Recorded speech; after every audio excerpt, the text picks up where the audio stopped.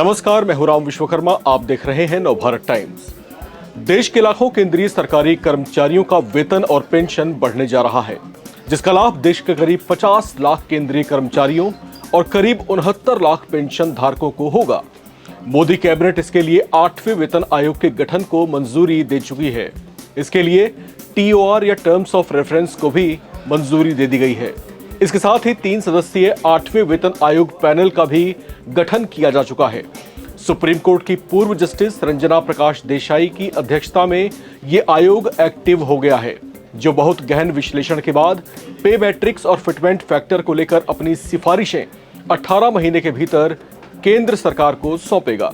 ऐसे में केंद्र सरकार के लाखों कर्मचारियों की उत्सुकता बढ़ गई है।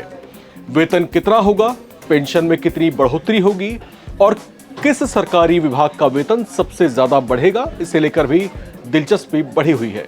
तो चलिए इन संभावित बढ़ोतरियों को लेकर किस तरह के संकेत मिल रहे हैं, इसको समझते हैं। केंद्रीय कर्मचारियों की बहुत जल्द बल्ले बल्ले होने वाली है।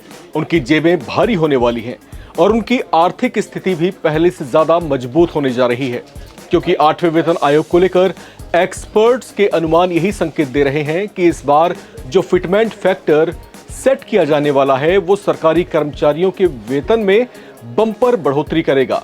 इसका लाभ रेलवे, डाक विभाग, इनकम टैक्स विभाग के कर्मचारियों को मिलेगा। इसके अलावा सैन्य बलों की तीनों विंग्स, भारतीय सेना, भारतीय नौसेना और वायुसेना के साथ साथ अर्धसैनिक बलों जिसमें BSF, SSB, CISF, CRPF और ITBP शामिल हैं, उन्हें भी 8वें वेतन आयोग का लाभ मिलेगा।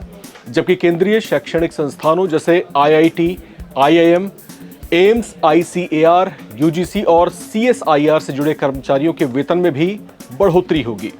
इनके वेतन में कितनी बढ़ोतरी होगी वो आयोग की ओर से सिफारिश किए जाने वाले फिटमेंट फैक्टर पर आधारित होगा। अब फिटमेंट फैक्टर इस बार कितना होगा, इसे लेकर भी सवाल उठ रहे हैं। तो हम आपको बता दें कि 7वें वेतन आयोग में ये 2.57 था। ऐसे में 8वें वेतन आयोग में इस बात की संभावना लगभग ना के बराबर है कि अब की बार फिटमेंट फैक्टर इससे कम रखा जाएगा। कुछ अनुमान यह है कि अब की बार फिटमेंट फैक्टर को 2.5 से 2.86 के भीतर रखा जा सकता है। इससे कर्मचारियों के वेतन में 40,000 से 45,000 रुपए तक की बढ़ोतरी हो सकती है। अगर फिटमेंट फैक्टर 2.86 होता है तो न्यूनतम मूल वेतन 51,000 रुपए से ज्यादा हो सकता है। अगर ऐसा हो तो केंद्रीय सरकारी कर्मचारियों के वेतन में यह बहुत बड़ा उछाल होगा। अब एक और सवाल जो केंद्रीय कर्मचारियों की उत्सुकता को लगातार बढ़ा रहा है वो ये है कि 8वें वेतन आयोग का लाभ मिलना कब से शुरू होगा। तो हम आपको बता दें कि इसका लाभ केंद्रीय कर्मचारियों को जनवरी 2026 से मिलेगा। हालांकि ऐसा नहीं है कि आपको बढ़ी हुई सैलरी और पेंशन जनवरी 2026 से ही हाथों में मिलने लग जाएगी। संभावित तौर से 8वें वेतन आयोग की प्रक्रिया 2027 तक पूरी हो सकती है, लेकिन इसके लागू होते ही लाभ 1 जनवरी 2026 से जोड़कर मिलना शुरू हो जाएगा। बढ़ी हुई सैलरी का बकाया और जो राशि है उसको एरियर के रूप में आपके बैंक अकाउंट में पहुंचाया जाएगा। हालांकि यहां ध्यान देने वाली बात यह है कि 8वें वेतन आयोग की सिफारिशें लागू होने की तारीख के बारे में पूछे जाने पर केंद्रीय मंत्री अश्विनी वैष्णव ने कोई तारीख जो है नहीं बताई है, लेकिन संभावना है कि ये 1 जनवरी 2026 से ही प्रभावी होगी।